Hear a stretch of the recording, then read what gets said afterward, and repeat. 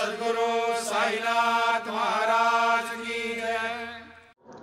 ஓம் சாய்ராம். ஸ்ரீ சாயியின் ஆசீர்வாதத்துடன் ஸ்ரீ கோவிந்த் ரகுநாத் தபோல்கர் என்ற ஹேமத் பந்த் இயற்றிய ஸ்ரீ சாய் சச்சரித்திர கிரந்தத்தின் அடிப்படையில் தொகுத்து மூல மராத்தியிலே விரிவுடன் இயற்றிய தைந்தின் சாயி போத் பேராசிரியர் டாக்டர் சீதாராம் கணேஷ் தேசாய் அவர்கள் இந்த நூலின் தமிழ் மொழிபெயர்ப்பு ஸ்ரீ சாயின் தினசரி போதனை தொகுத்து வழங்குபவர் டி.ஆர். மாதவன் அவர்கள்.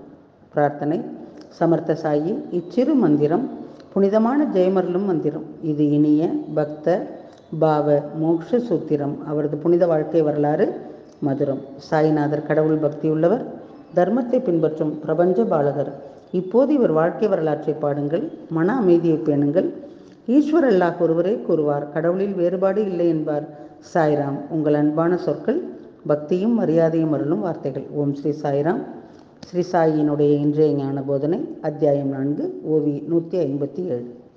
1909 நவம்பர் மாதம் 2ஆம் தேதி புனித ஷீரடியிலே தீட்சித்திற்கு சாயினுடைய முதன்முறையான தரிசனம் கிடைத்தது. சத்குருவினுடைய பாதமடியிலே சரணமடைதல் மிகவும் மேன்மையானதாக இருக்க வேண்டும். இதற்கு காக்கா சாஹிப் ஒரு பொதுவான உதாரணம். இந்த தீட்சித்திற்கு 1909 நவம்பர் 2ஆம் தேதி முதல் முறையாக ஸ்ரீ சாய் பாபாவை தரிசிக்கும் வாய்ப்பு கிடைத்தது. மீண்டும் டிசம்பரிலே ஸ்ரீயினுடைய உதவியுடன் ஷீரடிக்கு வந்தார். ஸ்ரீ சாயின் மீது தனக்கு அவ்வளவு ஆழமான அன்பு இருப்பதாக தீட்சித் உணர்ந்தார். அவர் இந்த இடத்திலே குடியேறி யாத்திரை வருபவர்களுக்காக ஏதாவது கட்டிடம் கட்ட பக்தர்களிடம் பணம் தர வேண்டும் என்று முடிவு செய்தார். ஆனால் ஸ்ரீ வேறு எதையோ விரும்பினார். காக்கா தீட்சித்தினுடைய வாடா இங்கே இருக்க வேண்டும் என்று எண்ணி அவர் ஸ்ரீ பாபாவிடம் ஆலோசனை கேட்டார். அடுத்த நாள் வாடாவுக்கு அடித்தளம் போடப்பட்டது. இந்த நாளிலே சாவடியிலே சேஜ் ஆரத்தி சடங்கு தொடங்கியது.